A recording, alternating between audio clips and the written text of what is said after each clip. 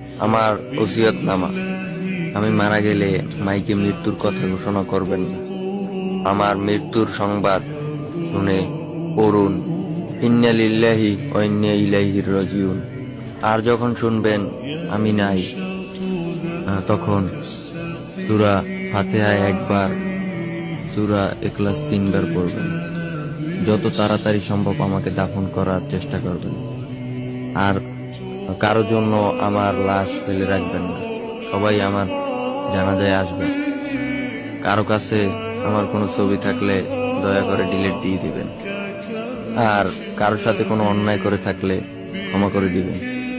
আমার মৃত্যুর পর প্রথা অনুযায়ী কোনো প্রকার কুলখানি চল্লিশা বা মৃত্যুবার্ষিকী পালন করবেন না।